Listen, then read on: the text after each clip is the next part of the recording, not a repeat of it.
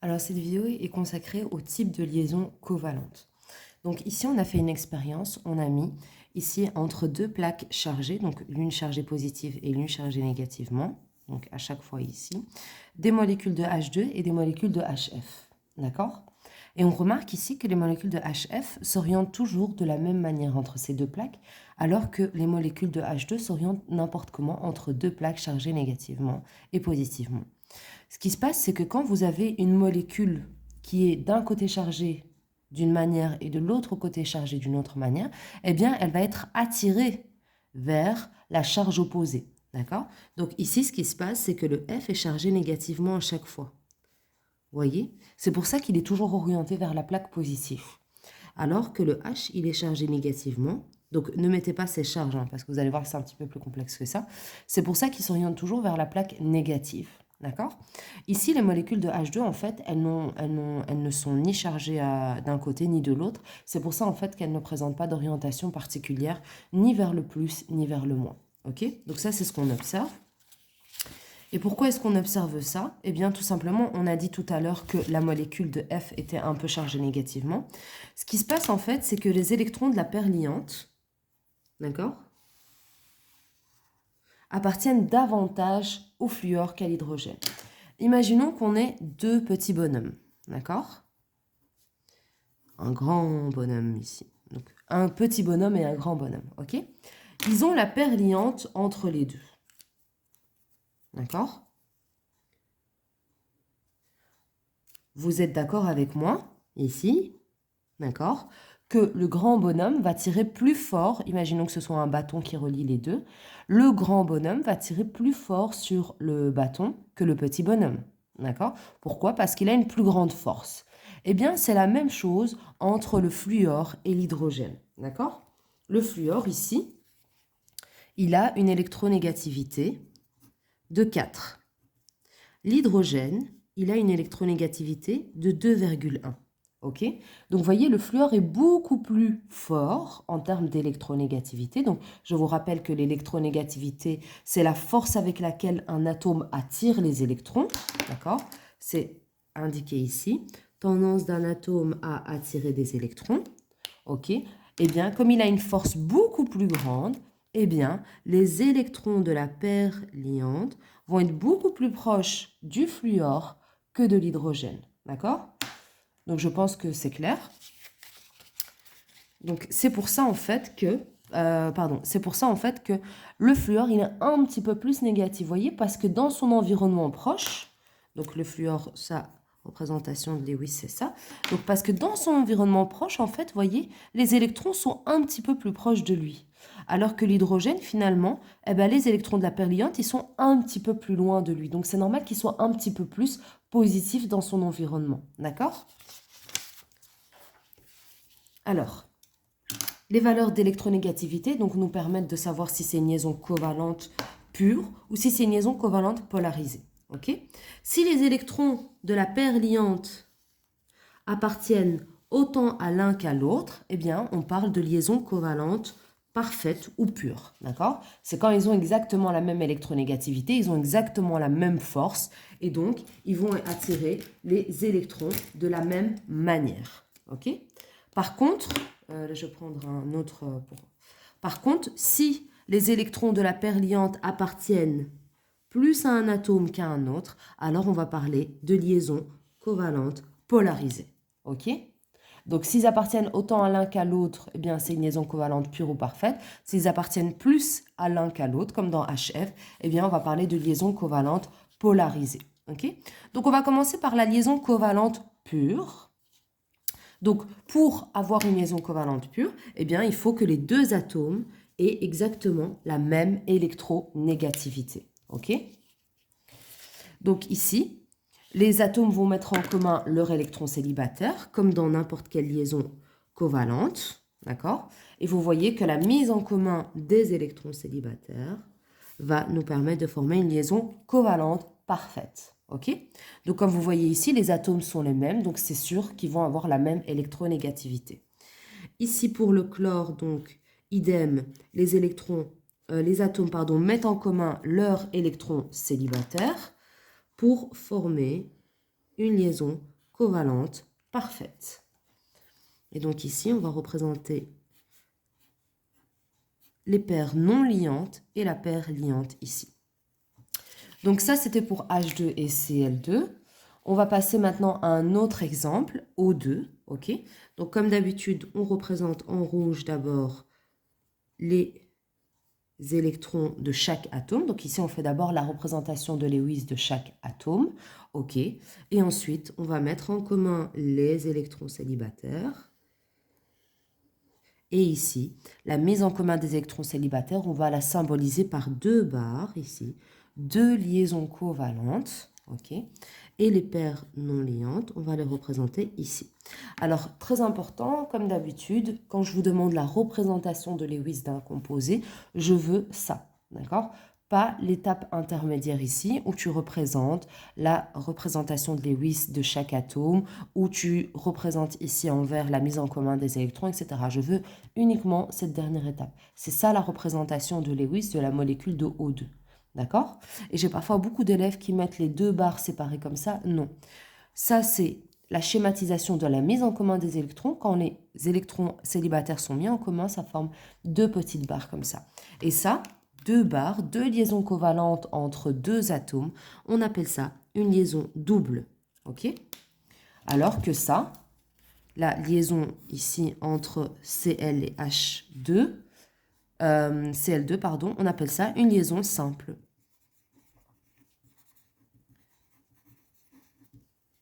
Donc liaison simple, liaison double, c'est quand on a deux liaisons covalentes. Alors, on va passer maintenant à l'exemple avec N2. Donc, comme d'habitude, on va d'abord faire la représentation de Lewis de chaque atome. On va schématiser en rouge les électrons. On va schématiser en vert la mise en commun des électrons célibataires. Et ensuite, on va symboliser cette mise en commun par trois liaisons covalentes, c'est-à-dire trois barres unissant les deux atomes. Et ça, on appelle ça une triple liaison ou une liaison triple. D'accord? Donc ça, c'était jusqu'ici des liaisons covalentes pures entre des atomes identiques. D'accord? C'est normal que ce soit des liaisons covalentes pures.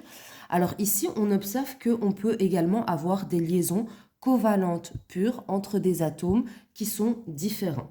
Et en l'occurrence ici, on a l'exemple entre P et H. Tac, tac. Donc, on va symboliser en premier les électrons. On va symboliser la mise en commun des électrons en vert. Et ici, pourquoi ces atomes vont s'unir ensemble par des liaisons covalentes pures? Tout simplement parce qu'ils ont la même électronégativité. D'accord? Je vous rappelle que l'électronégativité, elle se trouve en haut de chaque case du tableau périodique. D'accord? Donc, vous pouvez retrouver ici. Exemple ici, l'électronégativité de l'hydrogène, c'est 2,1 et l'électronégativité du phosphore, c'est 2,1. D'accord? Donc, c'est pour ça qu'ils forment ensemble des liaisons covalentes pures. Donc, à l'évaluation, vérifiez bien, lorsque vous faites votre représentation de Lewis, que les atomes ont bien la même électronégativité et que donc il s'agit d'une liaison covalente pure. On va passer ici à un autre exemple, idem encore ici. Les atomes de carbone et de soufre ont exactement la même électronégativité. C'est pour ça qu'ils vont s'unir par des liaisons covalentes pures ou parfaites. Vous pouvez dire liaison covalente pure ou liaison covalente parfaite, c'est exactement la même chose. Et vous voyez ici que tous les électrons célibataires vont être mis en commun, d'accord?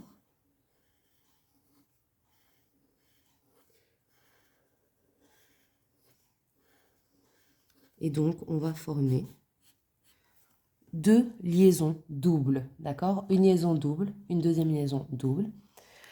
Et juste un petit rappel, on met toujours au centre, d'accord? Lorsqu'on fait notre représentation de Lewis, on met toujours au centre l'atome qui a le plus d'électrons célibataires. Tout simplement parce que les électrons célibataires, c'est ce qui permet de faire des liaisons. Et donc, plus on aura d'électrons célibataires, plus on va devoir faire de liaisons. Et donc, on place toujours au centre l'atome qui a le plus d'électrons célibataires. Donc, on en a fini avec la liaison covalente pure. On va passer maintenant à la liaison covalente polarisée. Donc, la liaison covalente pure, ils avaient la même électronégativité. La liaison covalente polarisée, c'est entre deux atomes d'électronégativité différentes. C'est comme l'exemple de HF tout à l'heure avec le grand bonhomme et le petit bonhomme qui partagent un bâton. D'accord?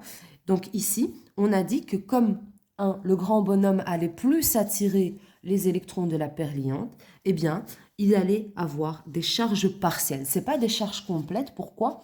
Parce que pour avoir des charges complètes, comme dans les liaisons ioniques, il faut voler des électrons. D'accord? Mais là, vous êtes d'accord avec moi que le bâton, il est partagé. Il n'y a rien qui est volé. Donc, ça va être juste des charges partielles. Partielle, c'est l'adjectif pour partie. Ça veut dire que ce n'est pas la charge complète, c'est juste une partie de la charge. D'accord? Une petite charge. Et cette petite charge positive ou négative, on appelle ça delta plus ou delta moins. D'accord? Donc, ça, c'est la lettre grecque minuscule delta. Ça s'écrit comme ça, c'est un S et avec une tournure comme ça. D'accord? Donc, les électrons mettent en commun, les atomes, pardon, mettent en commun leurs électrons. Donc ici, on a l'exemple de H et Cl. Vous allez voir que vous allez mieux comprendre cette histoire de charge partielle avec les exemples.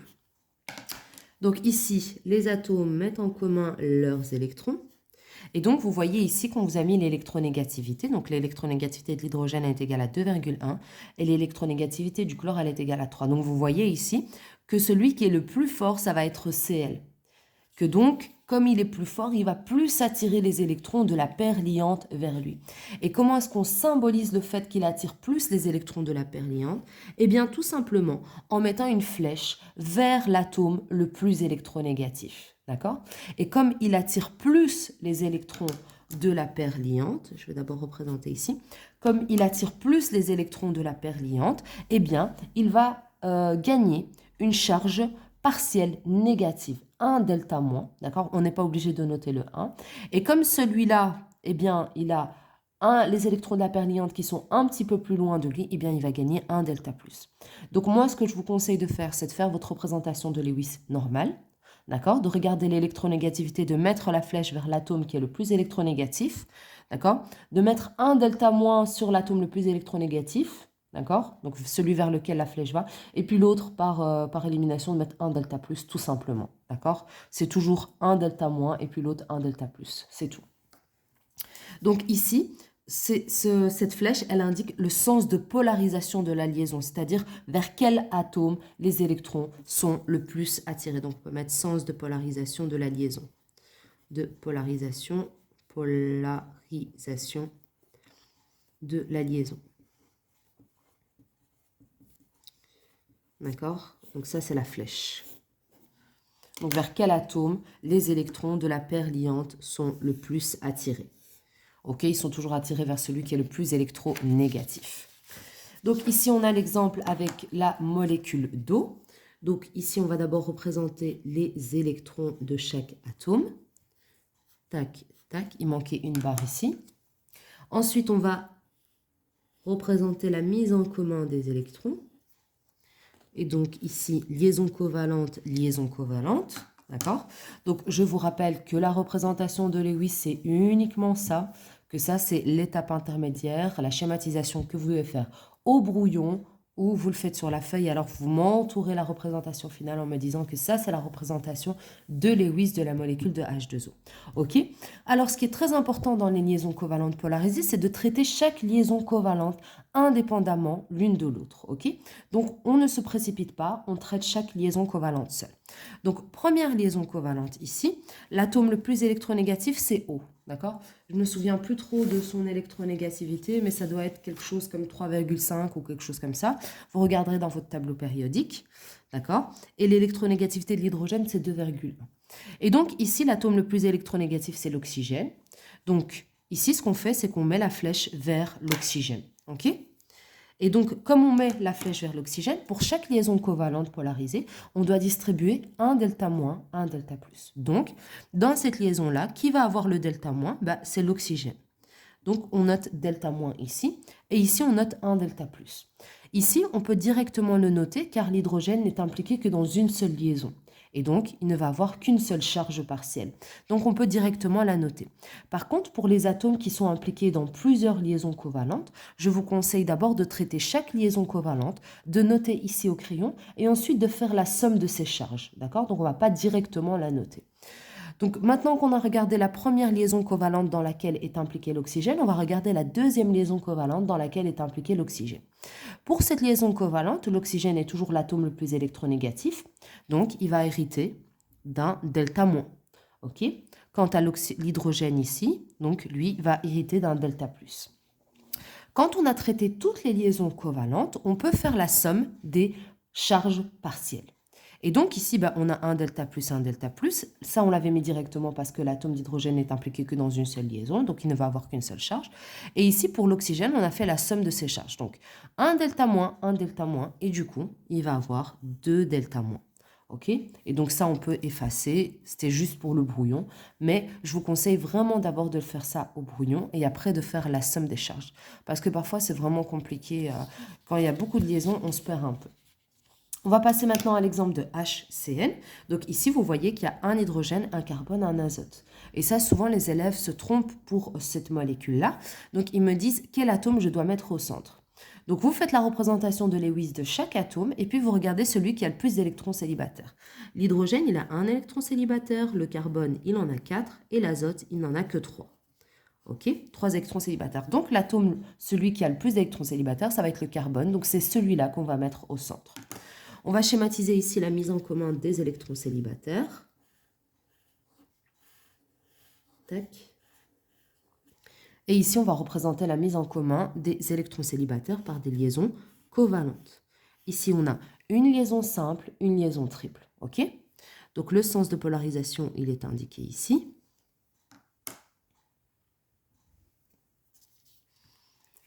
Alors, ici, on a l'hydrogène qui a une électronégativité de 2,1, le carbone qui est plus électronégatif, et enfin, celui qui est le plus électronégatif des trois, c'est l'azote. Ok? Donc, vous irez voir dans votre tableau périodique l'électronégativité. Vous irez voir dans votre tableau périodique l'électronégativité. Donc, c'est parti, ici. Donc, on a dit, on traite chaque liaison covalente indépendamment l'une de l'autre. Okay. Première liaison covalente entre l'hydrogène et le carbone, qui est le plus électronégatif, c'est le carbone. Ok. Je crois qu'il a une électronégativité de 3 ou quelque chose comme ça. Regardez dans votre tableau périodique. Et donc, les électrons de la paire liante vont être attirés vers lui. Donc, ici, on va mettre un delta- pour le carbone, et ici, on va mettre un delta+ pour l'hydrogène. Comme il n'est impliqué que dans une seule liaison, on peut directement écrire sa charge partielle. Ok. Ici, on va continuer. Donc ici, on a 3 liaisons covalentes polarisées. Donc, on doit traiter chacune des liaisons indépendamment l'une de l'autre. Okay? Donc, pour cette première liaison covalente polarisée, l'azote a une plus grande électronégativité que le carbone. Okay? Et donc, ici, les électrons vont être attirés vers l'azote. Donc, pour cette première liaison-là, l'azote va avoir un delta- et le carbone un delta+. OK? D'accord, on va écrire le delta- un peu plus haut. Donc, le delta- ici. Pour cette deuxième liaison, c'est toujours le même cas. Ici, l'azote va avoir un delta- et le carbone un delta+. Et enfin, pour cette troisième liaison-là, l'azote va avoir un delta- et le carbone un delta+. Maintenant que nous avons traité toutes les liaisons covalentes polarisées, nous pouvons faire la somme des charges partielles portées par chaque atome. Donc, si on regarde ici pour l'azote, on a un delta-, 2 delta-, 3 delta-. Donc, sa charge, ça va être 3 delta-. Ici, pour le carbone, quand on a un delta- et un delta+, ça s'annule. OK? Et donc, on se retrouve ici avec 2 delta+. OK? Tout est indiqué ici dans la théorie expliquée. Donc, voilà. J'espère que c'est clair.